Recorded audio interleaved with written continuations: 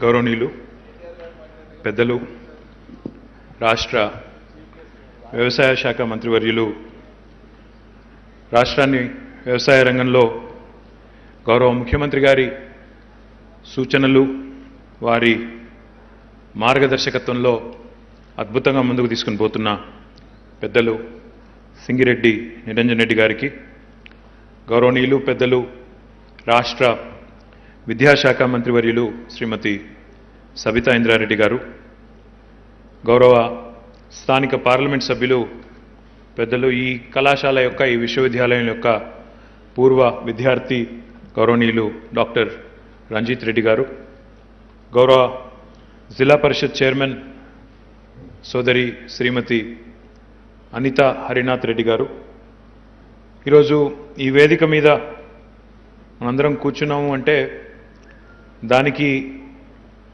సూత్రధారులు ప్రధానంగా ఇక్కడికి ఈ వేదిక మీదకి మమ్మల్ని అందరినీ తీసుకొచ్చిన ఈ యూనివర్సిటీ యొక్క వైస్ ఛాన్సలర్ గౌరవనీయులు ప్రవీణ్ రావు గారు, గౌరవనీయులు ఇప్పటిదాకా తన స్ఫూర్తిదాయకమైన ప్రసంగంతో మన అందరినీ కూడా ఉత్తేజితుల్ని చేసిన నబార్డ్ చైర్మన్ గారు, వారు కూడా ఈ విశ్వవిద్యాలయం యొక్క పూర్వ విద్యార్థి కావడం చాలా సంతోషం. గౌరవనీయులు జిఆర్ చింతల గారు, గోవిందరాజులు చింతల గారు, గౌరవ వ్యవసాయ శాఖ కార్యదర్శి రఘునందన్ రావు గారు, గౌరవనీయులు స్థానిక శాసనసభ్యులు ప్రకాష్ గౌడ్ గారు, గౌరవ సహచర శాసనసభ్యులు సంజయ్ గారు, మల్లయ్య యాదవ్ గారు, గౌరవనీయులు కిషన్ రెడ్డి గారు, సుధీర్ రెడ్డి గారు, కార్యక్రమంలో పాల్పంచుకుంటున్న పాత్రికేయ మిత్రులు, మరి చాలాసేపటి నుంచి చాలా ఓపికగా ఉన్న వేదిక ముందు కూర్చున్న మహామహులందరికీ, అందరికంటే ముఖ్యంగా మా తమ్ముళ్ళు చెల్లెలు విద్యార్థులు విద్యార్థినులందరికీ పేరు పేరున హృదయపూర్వకంగా నమస్కారాలు. చాలామంది ఇంకా పెద్దలు మాట్లాడాల్సి ఉంది కాబట్టి ఇలాంటి ముఖ్యమైన కార్యక్రమాలకు వచ్చినప్పుడు నేను ఇంట్లో నా కూతురుని అడిగి వస్తాను ఏం చెప్పాలి అని. ఎందుకంటే చాలామంది ఉంటారు వేదిక ముందు వేదిక మీద ఏం చెప్పాలి. ఏం చెప్పిందంటే, మీకు ముందు మైక్ ఇస్తే నా తర్వాత నిరంజన్ రెడ్డి గారు చాలా బాగా మాట్లాడతారని చెప్పి గమ్మును కూర్చో, మధ్యలో మైక్ ఇస్తే నా ముందు మాట్లాడిన చింతల గారు బాగా మాట్లాడినారు, గోవిందరాజు గారు, తర్వాత నిరంజన్ రెడ్డి గారు ఇంకా బాగా మాట్లాడతారు, నాకు పెద్దగా ఏం లేదని చెప్పు అని చెప్పింది. సో ఇప్పుడు ఆ పరిస్థితిలో నేనున్నా. ఎక్కువ చెప్పేది ఏం లేదు, కానీ సాగునీటి రంగం పైన వారికి ఉన్న శ్రద్ధ, ఓవరాల్గా ఈ 7 సంవత్సరాల్లో తెలంగాణ సాధించిన విజయాలు, తెలంగాణ వ్యవసాయ రంగంలో సాగునీటి రంగంలో సాధించిన పురోగతి విజయాలు, ఒక మాటలో చెప్పాలంటే భారతదేశ స్వాతంత్ర చరిత్రలో స్వాతంత్రం వచ్చిన 75 సంవత్సరాల్లో ఏ రాష్ట్ర ప్రభుత్వము ఏ రాష్ట్రము సాధించని అద్వితీయమైన విజయాల్ని మన రాష్ట్రం సాధించిందని ఘనంగా ఖచ్చితంగా గర్వంగా చెప్పవచ్చు. అది ఏ రకంగా అని మీరు అడగొచ్చు. ఏ రకంగా అంటే, ఎప్పుడు మనం వింటుంటాం ఒక ప్రాజెక్టు, సాగునీటి ప్రాజెక్ట్ నిర్మాణం చేస్తే ప్రపంచమే అబ్బురపడే విధంగా, భారతదేశం గర్వపడే విధంగా అతి స్వల్ప సమయంలో ఒక 3.5 ఏళ్ల కాలంలో ప్రపంచంలోనే అతిపెద్ద multi stage lift irrigation project Kaleshwaram ప్రాజెక్ట్ని పూర్తి చేసిన ఘనత గౌరవ ముఖ్యమంత్రి కేసీఆర్ గారికి దక్కుతుందన్న మాట నేను ఈ సందర్భంగా విజ్ఞప్తి చేస్తాను. దాంతోపాటు మరొక వైపు తదేకమైన దీక్షతో ఇటు కృష్ణ కానీ అటు గోదావరి కానీ ఈ 2 జీవనదుల్లోని ప్రతి నీటి బొట్టును ఒడిసిపట్టి తెలంగాణలోని సాగుకు యోగ్యంగా ఉన్న ప్రతి ఇంచు భూమిని కూడా అద్భుతంగా ఒక సాగు క్షేత్రంగా మలచాలనే ఒక తపన వారిలో అణువణువున ఏదైతే కనబడుతుందో దానికి తార్కాణమే ఈరోజు ఒక మిషన్ కాకతీయ కార్యక్రమమైన పాలమూరు రంగారెడ్డి ఎత్తిపోతల పథకం శరవేగంగా జరుగుతుంది అంటే ఈరోజు ఈ 7 ఏళ్లలో ధాన్యం దిగుబడి ఏ రకంగా పెరిగిందో మన కళ్ళ ముందే కనబడతా ఉంది. Today Telangana is called the granary of India. ఇదేదో మనం మనకుగా ఇచ్చుకుంటున్న కితాబు కాదు. Food corporation of India today has reported that Telangana today has become the granary for the entire country, which is not a mean feat. చిన్న విషయం కాదు, మాటలు ఎన్నైనా చెప్పొచ్చు, కానీ ఆచరణలో చూపెట్టడం అనేది అతిపెద్ద సవాల్. దాన్ని ఈరోజు తెలంగాణ విజయవంతంగా చేసినందుకు అందరం కూడా డెఫినెట్గా తెలంగాణ పౌరులుగా గర్వపడాల్సిన అవసరం ఉంది. ఒకసారి ముఖ్యంగా ఎప్పటికప్పుడు కొత్త కొత్త ఆలోచనలు చేస్తూ ఉంటారు, నవీన ఆవిష్కరణలు, ఇంకా ఏం చేయాలి అనే ఆలోచన ఎప్పటికప్పుడు నిరంతరం జరుగుతూనే ఉంటుంది. ఆ చర్చ నిరంతరం జరగాల్సిందే. అందులో భాగంగా మీరు ఆలోచిస్తే ఒకప్పుడు మన దేశంలో స్వాతంత్రం వచ్చిన కొత్తలో తర్వాత దశాబ్దాల్లో కూడా food security was a big issue. ఆహార భద్రత ఒక సవాల్. ఈ దేశంలో ఉండే జనాభాకి సరిపడే ఆహారాన్ని మనం ఉత్పత్తి చేయగలుగుతామా లేదా? ఎందుకంటే మన భారతదేశం చూస్తే చాలా వైవిధ్యమైన దేశం. We are a very heterogeneous country. If you look at our country, in fact whenever I meet anybody from outside of India, I keep telling them, India is not a simple country to understand. Everything changes every 100 kilometers in India. Our eating habits, our languages, our dialects, our culture, lot of things change with every 100-150 kilometers. So India ani oka deshanga China తో పోల్చడం అనేది చాలా మంది చేస్తూ ఉంటారు. ఇద్దరు similar sized countries కాబట్టి ఈ రెండు దేశాలకు కూడా ఆ సారూప్యం ఉందేమో అన్నట్టు పోలుస్తూ ఉంటారు. కానీ తప్పు. ఎందుకంటే భారతదేశం if you look at it 28 రాష్ట్రాలుగా మనం ఉండొచ్చు, కానీ దేనిపాటికి అది చూస్తే we are very very different from each other. ఇప్పుడు పక్కన తమిళనాడులో మాట్లాడే భాషకి మన భాషకి, లేదా మనం మాట్లాడే భాషకి పైన ఉత్తర భారతదేశంలో మాట్లాడే భాషకి, హిందీకి కానీ ఇంకా ఇతర భాషలకు కానీ ఎంతో వైవిధ్యం ఉంటుంది. ఒకదానితో ఒకదానికి పొంతన ఉండదు. చాలా వరకు సంస్కృతమే మూలం కావచ్చు, కానీ చాలా డిఫరెన్స్ ఉంటుంది. పాయింట్ ఏంటంటే ఇంత వైవిధ్యమైన దేశంలో ఈటింగ్ హ్యాబిట్స్ కూడా అట్లే మారుతూ ఉంటాయి. ఎక్కడికక్కడ అక్కడ ఉండే వెదర్ కండిషన్స్ బట్టి కానీ, అక్కడ ప్రజల అలవాట్లు బట్టి కానీ రకరకాలుగా ఆహారపు అలవాట్లు కూడా మారుతూ ఉంటాయి. Back food security is not a concern anymore. The bigger challenge today is nutritional security. మనం చూస్తుంటాం. ఇంకా మొన్న కోవిడ్ వచ్చిన తర్వాత కోవిడ్ వచ్చిన పేషెంట్స్లో మాల్ న్యూట్రిషన్ కనబడుతోందని కొత్తగా చెప్తా ఉన్నారు. ఉదాహరణకి మొన్న మధ్యన ఒక ఇండస్ట్రియలిస్ట్ వచ్చినారు నా దగ్గరికి. వచ్చి నేను తెలంగాణలో యూనిట్ పెడతాను అన్నారు. ఏ రకమైన యూనిట్ అంటే సూపర్ ఫుడ్స్ యూనిట్ పెడతాను అన్నారు. సూపర్ ఫుడ్స్ అంటే నాకు నిజంగా కూడా ఆ నిమిషానికి కొంత తెలుసు కానీ చాలా తెలియదు. సూపర్ ఫుడ్ అంటే ఏంటని అడిగిన. ఈ set these are all nutrient rich foods sir. ఇవన్నీ కూడా వేరే దేశాల్లో ప్యాకేజ్ చేసి ప్రాసెస్ చేసి పంపిస్తే చాలా కన్జంప్షన్ చాలా ఎక్కువ ఉన్నది. మిల్లెట్స్ కానీ ఇంకా ఇతరత్ర కానీ చాలా ఉన్నాయి ఇట్లాంటివి. వాటన్నింటినీ కూడా బ్రహ్మాండంగా మనం మార్కెట్ చేసే అవకాశం ఉంది. భారతదేశం దానికి ఒక హబ్గా అయ్యే అవకాశం కూడా ఉంది. ఇక్కడ రైతులకు కూడా మనం ప్రమోట్ చేసినట్టయితే వారికి లాభాలు వస్తాయి. అదేవిధంగా మనకి ఇండస్ట్రీ కూడా వస్తుంది, ఉద్యోగ అవకాశాలు కూడా వస్తాయని చెప్పినారు. ఈ రకంగా మన ఆలోచనల్లోనే, మన ఆలోచన సరళిలోనే కొంత మార్పు డెఫినెట్గా రావాల్సిన అవసరం ఉంది. ప్రొడక్షన్ మనం ఎప్పుడు వింటూ ఉంటాం. ఇప్పుడు ఇక్కడికి వచ్చినప్పుడు కూడా యాక్వెబ్లో 3I అన్నారు. ఇన్నోవేట్ ఏమన్నారు? ఇన్స్పైర్, ఇన్నోవేట్, ఇంపాక్టా? మేమేమో అక్కడ ఇన్నోవేట్, ఇన్క్యుబేట్, ఇన్కార్పొరేట్ అంటున్నాం. I'm glad you have given a different spin on it. But I think today's agriculture and today's farmer in India, really, what they're looking at is, again, their focus is on 3 P's. Production, of course, productivity, more importantly, and more than anything else, I think, profitability. ఎందుకు అంటే ఉత్పాదకత పెరగాల్సిన అవసరం, productivity పెరగాల్సిన అవసరం ఉంది, ఇంకా పెరగాలి. దాంతోపాటు లాభం. ఇదే దేశంలో వ్యవసాయం దండుగా అన్న వాళ్ళు ఉన్నారు. ఇంక నేను రాజకీయ విమర్శలు చేయను, కానీ ఉన్నారు. ఎందుకంటే టైం టు టైం రాజకీయ నాయకుల్లో మా ఆలోచనలో మనం మర్చిపోతూ ఉంటాం. ఎంతసేపు మనం ఒక లక్ష్యం పెట్టుకొని ఒక ఆలోచన చేసి లాప్ సైడెడ్గా ఆలోచించడం మొదలు పెడితే నష్టం జరుగుతుంది. చాలామంది పోలుస్తుంటారు భారతదేశాన్ని అమెరికాని. మనం నిజంగా ఎదిగిన దేశం కావాలి, డెవలప్డ్ కంట్రీ కావాలి అంటే ఇట్లా ఉండాలి. యుఎస్లో సబ్జెక్ట్ టు కరెక్షన్ 1.3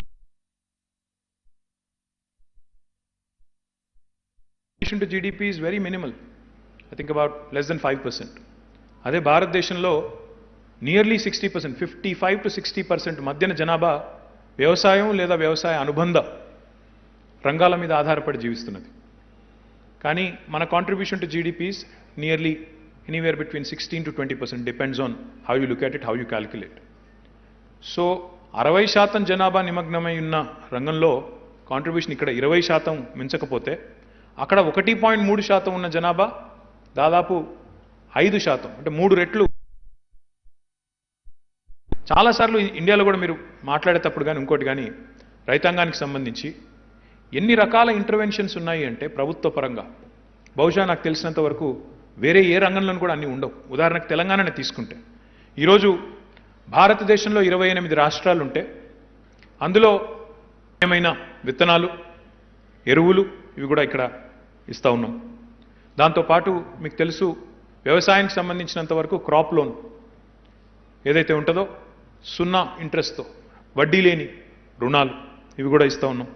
దాంతోపాటు ప్రపంచంలో మరి ఇంకెక్కడెక్కడ ఈ స్కీమ్ ఉందో నాకు తెలియదు, కానీ భారతదేశంలో మాత్రం స్వాతంత్రం వచ్చిన తర్వాత కేసీఆర్ గారని నేను గుర్తు చేయక తప్పదు. రైతు బంధు రూపంలో ఈరోజు ఎకరానికి 5,000 రూపాయల చొప్పున 2 పంటలకి, వానాకాలం ఎండాకాలం 2 సీజన్ కలిపి 10,000 రూపాయలు ఎకరానికి ఇస్తున్న ప్రభుత్వం తెలంగాణ. సంవత్సరానికి 15,000 కోట్లు ఈరోజు రైతు బంధు రూపంలో తెలంగాణలోని 62 లక్షల మంది రైతాంగానికి అందుతూ ఉన్నది. దాంతోపాటు ప్రపంచంలో ఏ ప్రభుత్వము చేయని విధంగా ప్రతి రైతుకి జీవిత బీమా చేసి 5 లక్షల రూపాయలు మొత్తం అనా పైసతో సహా ప్రీమియం ప్రభుత్వమే కట్టి ప్రతి రైతు కుటుంబంలో ధీమా నింపుతున్నది తెలంగాణ ప్రభుత్వం. అదే మాదిరిగా మీకు తెలుసు కనీస మద్దతు ధర కేంద్ర ప్రభుత్వం ఏదైతే నిర్ణయిస్తుందో దానికి అనుగుణంగా ప్రొక్యూర్మెంట్ కూడా కరోనా టైంలో ప్రొక్యూర్మెంట్ మొత్తం ఎవరు చేయలేదు. చాలా రాష్ట్రాల్లో చేతులు ఎత్తేసినారు, నేను చేయలేమన్నారు. కానీ తెలంగాణలో మాత్రం పండించిన ప్రతి గింజని at the doorstep of farmer కొన్నది కేసీఆర్ గారి ప్రభుత్వం అనే మాటని ఈ సందర్భంగా మీకు గుర్తు చేస్తూ ఉన్నాను. దాంతోపాటు గోడౌన్స్ స్టోరేజ్ తెలంగాణ వచ్చినాడు కేవలం 4 లక్షల మెట్రిక్ టన్నుల సామర్థ్యం మాత్రమే ఉండేది గోడౌన్ కెపాసిటీ. కానీ నబార్డ్ సహకారంతో 4 లక్షల నుంచి ఇప్పటికే దాదాపు 26 లక్షల టన్నులకి మన స్టోరేజ్ కెపాసిటీ 6 రెట్లు పెరిగింది. ఇవాళ పేపర్లో మీరు చూసింటారు, అది కూడా సరిపోవడం లేదని చెప్పి మరి దాన్ని కూడా రెట్టింపు చేయాలనే నిర్ణయాన్ని గౌరవ వ్యవసాయ శాఖ మంత్రి గారు, గౌరవనీయులు ముఖ్యమంత్రి గారు తీసుకున్నారు. బహుశా అది కూడా తొందరలోనే ప్రారంభం అవుతుందని నేను అనుకుంటా ఉన్నాను. ఇంకా చెప్పాలంటే చాలా ఉంది. మెకనైజేషన్లో ఎంకరేజ్మెంట్ కానీ, పాలీహౌస్ కల్టివేషన్కి ఎంకరేజ్మెంట్ కానీ, మైక్రో ఇరిగేషన్ టెక్నిక్స్ కానీ, భారతదేశంలో ఎక్కడా లేనంత పెద్ద ఎత్తున సబ్సిడీలు 90%, 100% సబ్సిడీలు ఇస్తున్న రాష్ట్రం తెలంగాణ. ఇన్ని ఇంటర్వెన్షన్స్ ఉన్నాయి, ఇంకా చెప్పాలంటే చాలా ఉన్నాయి. అయినా కొన్ని లక్ష్యాలు, కొన్ని నినాదాలుగానే మిగిలిపోతూ ఉన్నాయి. కేంద్ర ప్రభుత్వం మనతో పాటు 2014లో వాళ్ళు కూడా అధికారంలోకి వచ్చారు. వచ్చినాడు ఒక మాట అన్నారు, 2022వ సంవత్సరం కల్లా రైతు యొక్క ఆదాయాన్ని రెట్టింపు చేస్తామన్నారు. We will double the income of the farmers అని చెప్పి ఒక నినాదం ఇచ్చారు. అది నిజంగా ఆచరణలో సఫలమైందా, ఆ నినాదం నిజంగానే జరిగిందా, దానివల్ల రైతుకి ఏమైనా ఒరిగిందా అంటే నాకు తెలిసినంత వరకు కొంత పురోగతి ఉండవచ్చు, పూర్తిగా లేదని నేను అనను. కానీ నినాదం పూర్తిగా సఫలమైందనే మాట మాత్రం నేనైతే ఎక్కడా వినలేదు. ఎందుకంటే వ్యవసాయం అనేది కేవలం వ్యవసాయంగా మాత్రమే చూస్తే అంతకే పరిమితం అయితే నాకు తెలిసినంత వరకు ఆ ఫార్మర్ ఇన్కమ్ డబుల్ అవ్వడం అనేది జరగదు.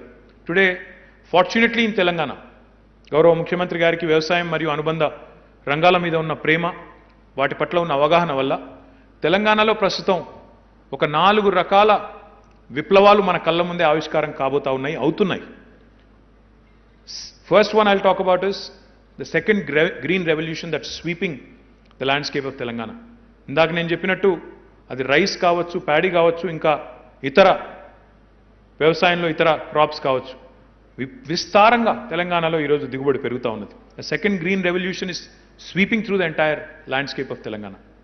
రెండవది బ్లూ రెవల్యూషన్, మత్స్య సంపద. ఒకప్పుడు మనం చూసేది ఎక్కడో గోదావరి నదిలో ఇంత పెద్ద చేప దొరికింది, అంత పెద్ద చేప దొరికిందని. ఈరోజు చూస్తే ఒక చాలా విచిత్రమైన సంఘటన మీకు చెప్పాలి. ఈ మధ్యన ఎమ్మెల్సీ ఎన్నికలు జరిగినప్పుడు మా రంజిత్ రెడ్డి గారి ఇంట్లో అన్ని కాలేజీల యాజమాన్యాలతో ఒక మీటింగ్ ఏర్పాటు చేస్తే అందులో మేము కొద్దిసేపు మాట్లాడి మాకు ఓటేయండి అది ఇదని అప్పీల్ చేసిన తర్వాత ఒక పెద్ద ఆయన ఉంటారు, కృష్ణారెడ్డి గారు అని చెప్పి, ఎస్విఎస్ కాలేజ్ మహబూబ్ నగర్లో ఉంటుంది, మెడికల్ కాలేజ్. ఆ సంస్థకి అధిపతి. ఆయనను మీరు మాట్లాడండి అని చెప్పి వారిని విజ్ఞప్తి చేస్తే ఆయన మాట్లాడినారు. 4 మంచి మాటలు చెప్పి వ్యవసాయంలో చాలా విస్తరణ జరిగింది సార్, చాలా సంతోషం అన్నారు. నేను అనుకున్నా ఆయన మెడికల్ కాలేజీల గురించి, విద్యారంగం గురించి మాట్లాడతారేమో, వ్యవసాయం గురించి మాట్లాడుతున్నారని చెప్పి నేను ఆసక్తిగా అడిగిన, కృష్ణారెడ్డి గారు మీరు ఎక్కడ, ఏ ఊరు మీదని అడిగిన. మీరు వ్యవసాయం గురించి మాట్లాడుతున్నారు, చాలా ప్రేమగా మాట్లాడుతున్నారు, ఏ ఊరు అన్న. సార్ నాది ఐతవోలు, జడ్చర్ల నియోజకవర్గం, పూర్వ పాలమూరు జిల్లా, ప్రస్తుత పాలమూరు జిల్లా అని చెప్పినారు. అయితే మరి ఎందుకన్నారు మీరు ఆ మాట, విస్తరణ జరిగింది బాగా అన్నారు కేసీఆర్ గారి నాయకత్వంలో, ఏమి మీ ఊర్లో ఏం జరిగిందని అడిగాను. అని ఒకటే మాటలో చెప్పారు, సార్ గతంలో నన్ను ఎవరన్నా వచ్చి కృష్ణారెడ్డి గారు మీ పొలం ఎక్కడ ఉంది అంటే, మీ చేను ఎక్కడుందంటే నేను చెప్పేది నా చేను చెరువు కింద ఉందని చెప్పేది. కానీ ఈరోజు కేసీఆర్ గారు వచ్చిన తర్వాత మా ఊర్లో చెరువు కింద చేను కాదు సార్, ఇప్పుడు చేను కిందకే చెరువు వచ్చిందని చెప్తా ఉన్నాడు ఆయన. చిన్న మాట కాదు ఇది. అంటే నీళ్లు, సాగునీటి రంగంలో వచ్చిన విప్లవం. ఆయన చెప్పిన మాట, ఆయన చేను కిందికి ఎన్ని నీళ్ళు వచ్చినాయంటే ఆయన చెప్తున్న మాట, నీరు ఉబికి వస్తున్నది సార్, భూగర్భ జలాలు ఉబికి వస్తున్నాయి. ఆ పరిస్థితి వచ్చింది ఈరోజు. నేను I represent Rajanna Sircilla district. మా రాజన్న సిరిసిల్ల జిల్లాలో 6 మీటర్లకి పైగా గ్రౌండ్ వాటర్ పైకి వచ్చింది, గ్రౌండ్ వాటర్ టేబుల్ పైకి వచ్చింది. చిన్న విషయం కాదు, 6 మీటర్లు. ఇది ఎంత పెద్ద విషయం, ఎంత గొప్ప విషయం అంటే, లాల్ బహదూర్ శాస్త్రి అకాడమీలో ముసోరిలో ఎక్కడైతే యువ ఐఏఎస్ అధికారులకు శిక్షణ ఇస్తారో అక్కడ ఈరోజు మా సిరిసిల్ల జిల్లాలోని వాటర్ మేనేజ్మెంట్ ఏ రకంగా గ్రౌండ్ వాటర్ పైకి వచ్చింది 6 మీటర్లు అనేది వారికి ఈరోజు పాఠాలుగా చెప్తా ఉన్నారు.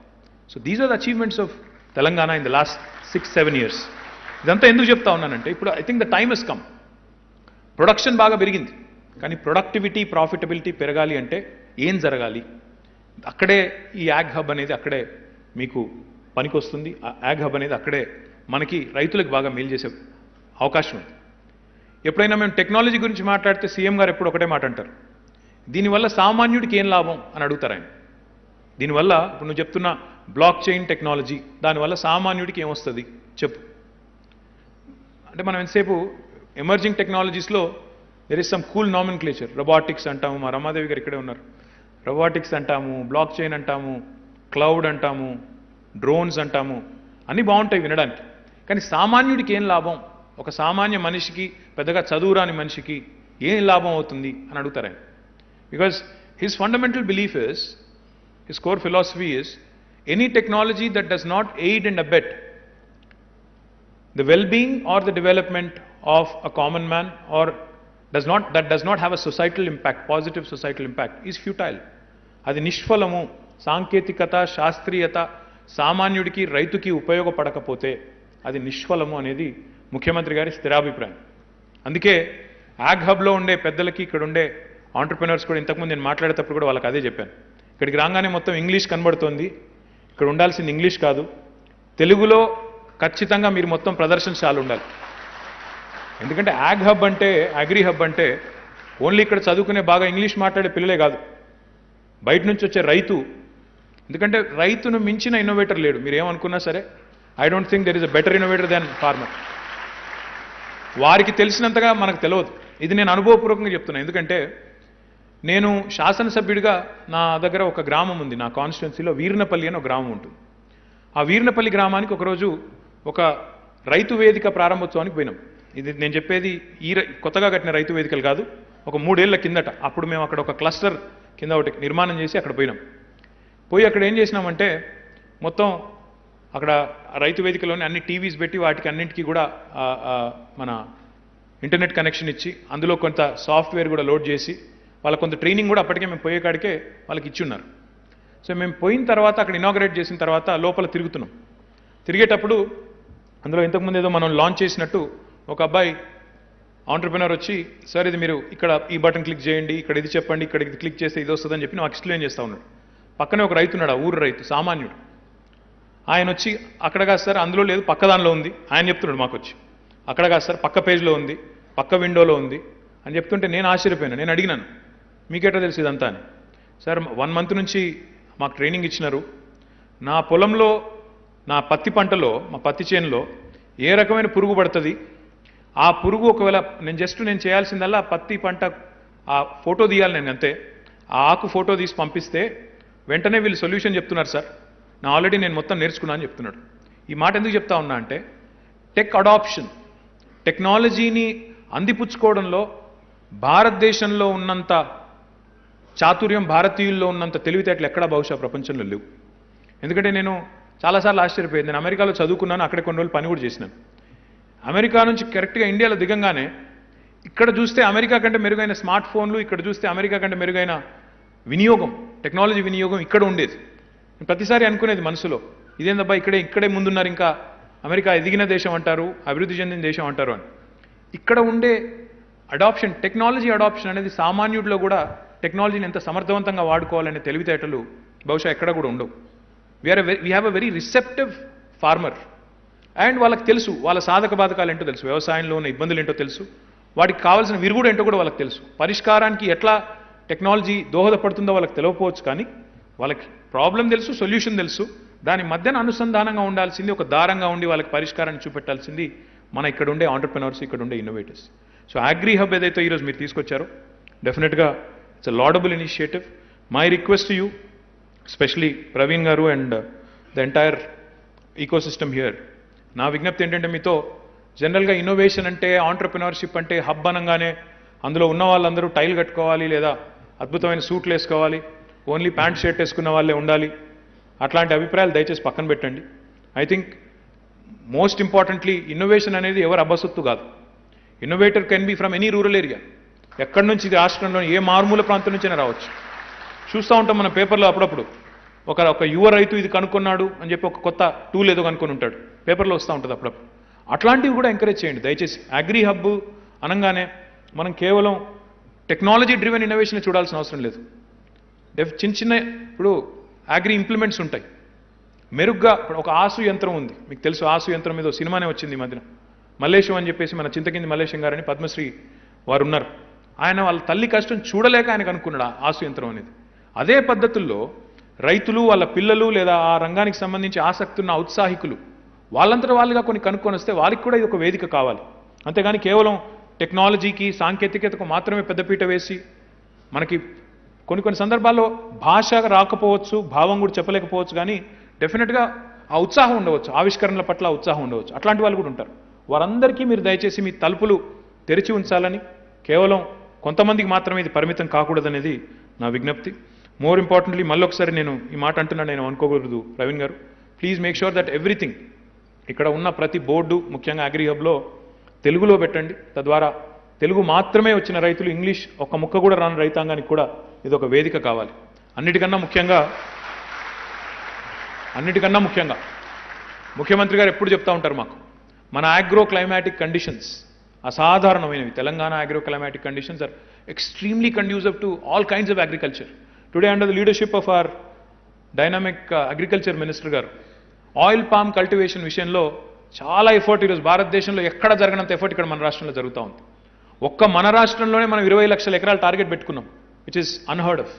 అది మంచిదా చెడ్డదా అనే విశ్లేషణ, అనాలిసిస్, దానికి సంబంధించి రకరకాల అభిప్రాయాలు ఉండవచ్చు కాక, కానీ భారత ప్రభుత్వం కూడా ఈరోజు ఒక ఎఫర్ట్ పెడతా ఉంది. కానీ వాళ్ళు మొత్తం పెట్టుకున్న టార్గెటే 8 లక్షలు అనుకుంటాను. మన రాష్ట్రంలో మాత్రం మనం పెట్టుకున్న టార్గెట్ 20 లక్షల ఎకరాల్లో ఆయిల్ పామ్ పండించాలని.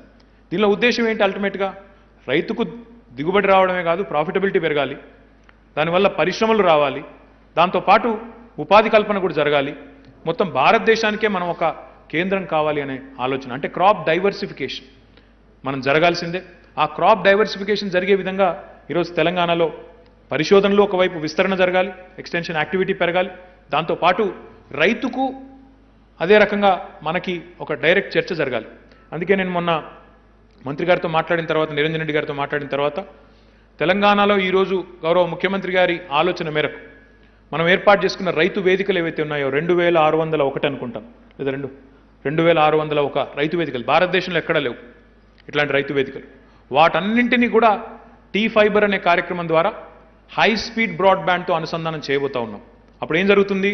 ఇక్కడ ప్రొఫెసర్ జయశంకర్ వ్యవసాయ విశ్వవిద్యాలయంలో కూర్చున్న శాస్త్రవేత్తలు నేరుగా తెలంగాణలోని గద్వాల్ కానీ, అలంపూర్ కానీ, లేదా వనపర్తి కానీ, కొల్లాపూర్ కానీ, మారుమూల ప్రాంతాలు, సుదూర ప్రాంతాల్లో ఉన్న రైతులతో నేరుగా సంభాషించే ఒక అవకాశం ఏర్పడుతుంది. తద్వారా మనకు రేపటి రోజున ఇక్కడ జరిగే పరిశోధనలు అవసరమైతే నేరుగా గ్రౌండ్లో టెస్ట్ చేసుకునే అవకాశం ఉంటుంది. రైతు డైరెక్ట్గా నేర్చుకొని వెంటనే వాటిని వారి పద్ధతుల్లోకి ఇంటిగ్రేట్ చేసుకునే అవకాశం ఉంటుంది. ఇవన్నీ జరగాలి అంటే డెఫినెట్గా ఇక్కడ పరిశోధనలు మరింత పెరగాలి. దానిలో ముఖ్యంగా ఇక్కడ చదువుతున్న విద్యార్థులు చాలామంది వ్యవసాయం బ్యాక్గ్రౌండ్ నుంచి, వ్యవసాయ కుటుంబాల నుంచి వచ్చిన వాళ్ళే నేను అనుకుంటా ఉన్నాను. వారు ముఖ్యంగా ఇందులో పాత్ర పోషించాలని చెప్పి హృదయపూర్వకంగా నేను విజ్ఞప్తి చేస్తూ, ఈ కార్యక్రమానికి మమ్మల్ని ఆహ్వానించినందుకు గౌరవనీయులు వీసీ గారికి ధన్యవాదాలు. అదే రకంగా ఈ కార్యక్రమానికి సహకరించినందుకు నబార్డ్ చైర్మన్ గారికి కూడా ధన్యవాదాలు తెలియజేస్తూ, వ్యవసాయ శాఖ మంత్రి గారికి ప్రత్యేకంగా అభినందనలు. మీ అందరికీ కూడా నమస్కారాలు. జై హింద్, జై తెలంగాణ.